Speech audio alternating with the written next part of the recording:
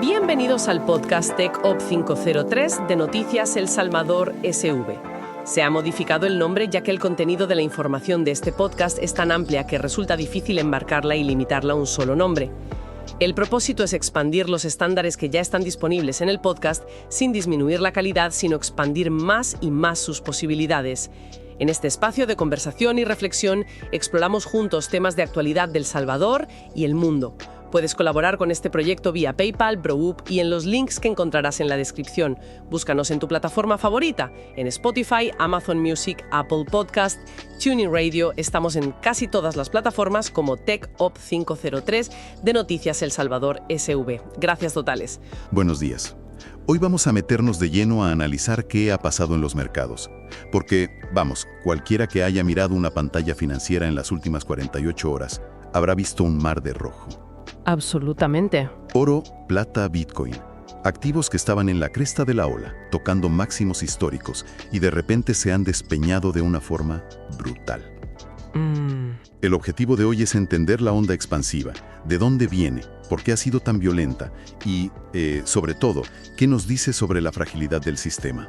Es que lo más llamativo no es la caída en sí, sino la velocidad y la sincronización. Esto no es volatilidad normal, no son varios eventos desafortunados ocurriendo a la vez. No. Las fuentes que hemos analizado apuntan a un único epicentro. Un solo anuncio potencial desde Estados Unidos que ha funcionado como una detonación. Exacto. Y ha provocado una reacción en cadena que lo ha puesto a prueba todo, desde los refugios milenarios hasta los llamados refugios digitales. Precisamente. Vayamos al origen de ese terremoto. Todo parece empezar con un nombre: Kevin Warsh. Se filtra que podría ser el próximo nominado para presidir la Reserva Federal de Estados Unidos. Y de repente, el pánico.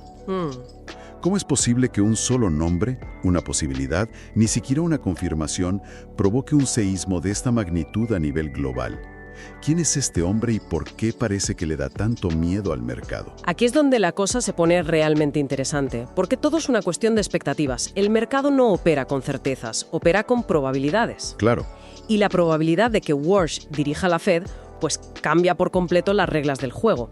A diferencia de su predecesor, a Warsh se le percibe como un halcón. ¿Un halcón? Sí, alguien con una postura mucho más dura, mucho más estricta contra la inflación. Para quien no esté familiarizado con la jerga, ¿qué significa eso en la práctica? O sea, ¿qué haría él que no se estuviera haciendo antes? Pues significa que el mercado anticipa, casi da por hecho, tres cosas. Primero, una política agresiva para fortalecer el dólar. Vale. Segundo, una reducción del balance de la Fed, que coloquialmente se conoce como destruir dinero que se había impreso. Y tercero, y esto es lo más importante, el fin de la era del dinero fácil y barato. Entiendo. En resumen, el mercado interpreta que si Warsh llega al poder, se cierra el grifo de la liquidez que ha estado inundando el sistema durante años. O sea que se acaba la fiesta del dinero gratis. Y supongo que la primera víctima de un dólar fuerte son los metales preciosos, ¿no?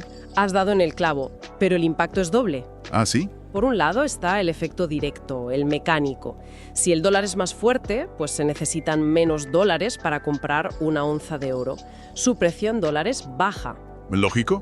Y para un comprador en Europa o en Asia se vuelve más caro. Pero hay un segundo efecto, mucho más profundo, más psicológico.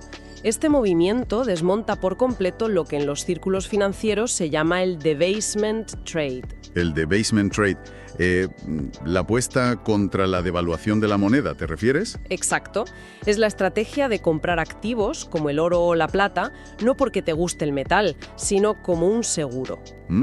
Compras oro porque crees que los bancos centrales van a imprimir tanto dinero que tu moneda, ya sea el dólar o el euro, valdrá cada vez menos. Es una apuesta a que el dinero va a perder valor. Justo.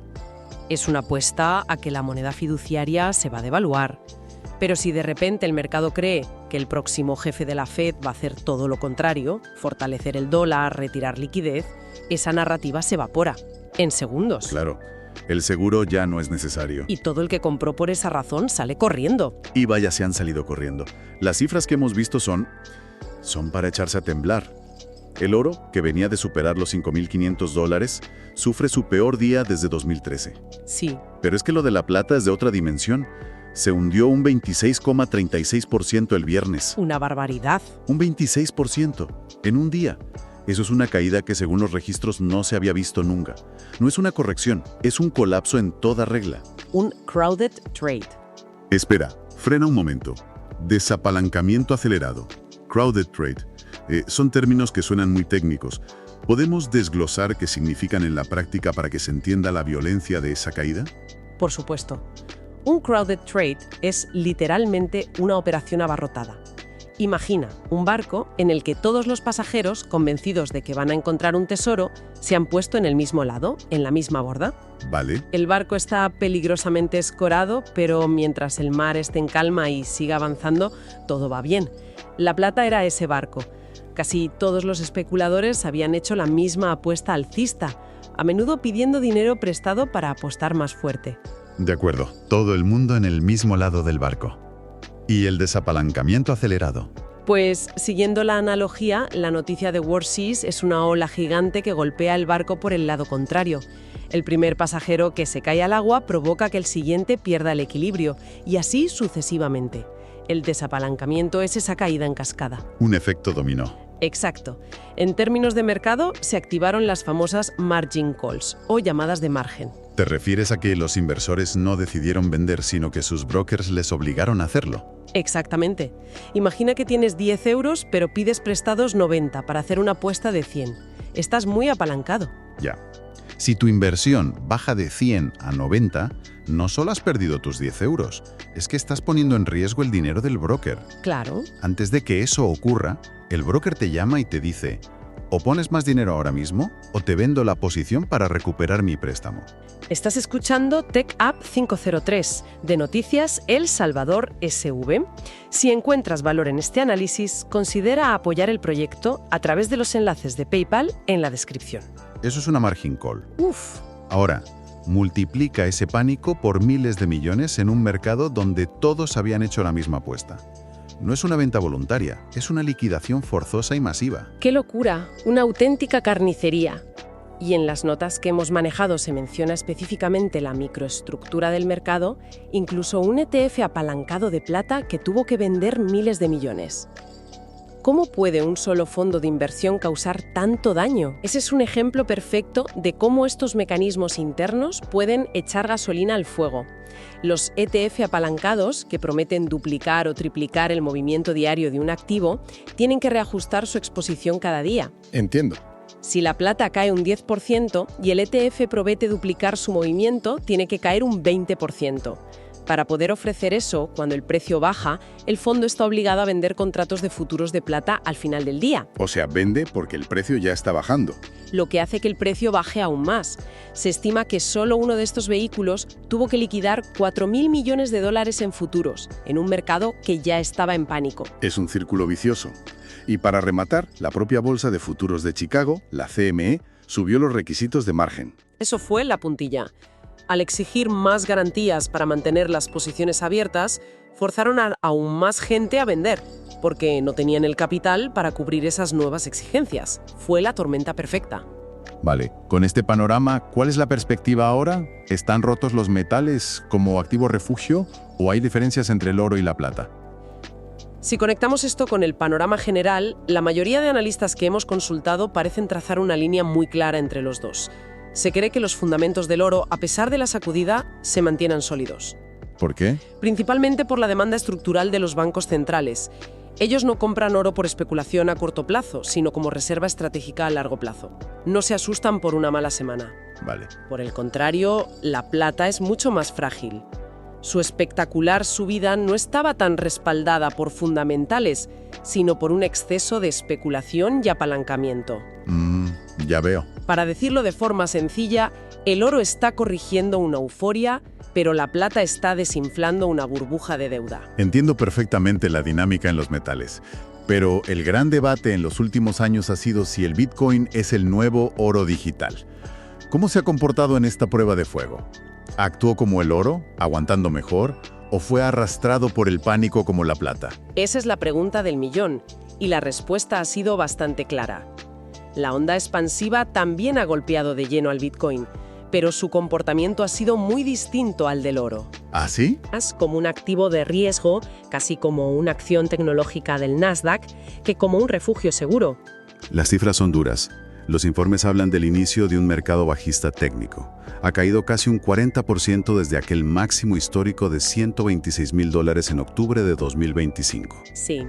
Y un dato que ha puesto nerviosos a muchos, ha encadenado su cuarta vela mensual roja consecutiva. Aparentemente, es un patrón muy poco común que solo se vio en los peores mercados bajistas de 2014 y 2018. Exacto. Y el motivo es el mismo que hemos estado discutiendo, la expectativa de menor liquidez en el sistema. Si se acaba el dinero fácil, los activos que se perciben como de mayor riesgo son los primeros en sufrir. Claro. Porque los inversores huyen hacia la seguridad percibida del efectivo, en este caso, del dólar. El Bitcoin a día de hoy sigue en esa categoría de activo de riesgo para la mayoría del capital institucional. Y ahora mismo el debate sobre su futuro es total. Unos lo ven como el fin del mercado alcista y ya hablan de verlo caer a $60,000 o incluso $50,000. No obstante, otros argumentan que esto es una gran oportunidad de compra, que la demanda de los nuevos ETF institucionales es un motor tan potente que ha roto los viejos ciclos de 4 años. Las posturas están completamente polarizadas. Y en medio de este debate, uno de los análisis que hemos revisado plantea un escenario hipotético que me parece muy revelador. A ver. Plantea la pregunta, ¿qué pasaría si Satoshi Nakamoto, el creador anónimo de Bitcoin, apareciera de repente y vendiera su reserva personal, que está estimada en 1,1 millones de monedas? Ese es el fantasma que siempre ha sobrevolado el ecosistema Bitcoin. El pánico sería absoluto, ¿no? El precio se hundiría a cero. A corto plazo, sin duda. El pánico sería masivo y el precio se desplomaría. Sin embargo, el argumento de este análisis es que a largo plazo sería un evento tremendamente alcista. ¿Alcista? ¿Cómo es posible? Porque eliminaría de un plumazo una de las mayores incertidumbres y riesgos de cola que existen sobre el activo. En primer lugar, redistribuiría de golpe un 5% del suministro total, mejorando la descentralización. Y en segundo lugar, y esto es más importante, demostraría de una vez por todas que la red es verdaderamente soberana. Entiendo. Probaría que ni siquiera su propio creador, la figura más mítica, tiene ningún tipo de poder político o control para alterar las reglas del protocolo. Su única opción es vender. Su única opción es vender sus monedas en el mercado libre, como cualquier otro participante. Eliminaría para siempre al fantasma del sistema. Es una idea fascinante. Que el evento más temido por muchos pudiera ser en realidad una especie de catarsis beneficiosa a largo plazo, una burla final. Es un ejercicio mental, pero sirve para ilustrar la madurez que algunos analistas creen que el activo está alcanzando, donde la fortaleza del protocolo es más importante que las acciones de cualquier individuo. Bien, hagamos balance de todo lo que hemos discutido. Hemos visto cómo la simple posibilidad de que nombren a una persona con fama de duro en la Reserva Federal puede pulsar un botón de pánico global. Un evento que ha provocado una liquidación en cascada y que se ha llevado por delante a refugios milenarios como el oro y a aspirantes a serlo como el Bitcoin. Nos revela una fragilidad y una interconexión en el mercado que, asusta un poco. La conclusión clave para mí es que estamos presenciando un posible cambio de paradigma. Patrones que parecían grabados en piedra, como los famosos ciclos de 4 años del Bitcoin ligados al halving, parecen estar perdiendo relevancia. Se están rompiendo. Se están rompiendo. Ahora, los factores macroeconómicos globales, como las decisiones de la Fed, y sobre todo los gigantescos flujos de capital institucional a través de los ETFs, son la fuerza dominante.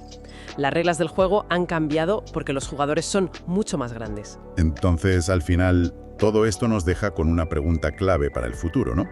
Hemos desglosado cómo el oro parece tener un suelo bastante sólido respaldado por la demanda estratégica y a largo plazo de los bancos centrales.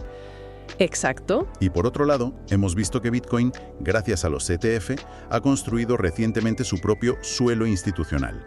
Un suelo que con esta crisis está siendo puesto a prueba por primera vez en su historia. Esa es exactamente la cuestión fundamental que queda en el aire.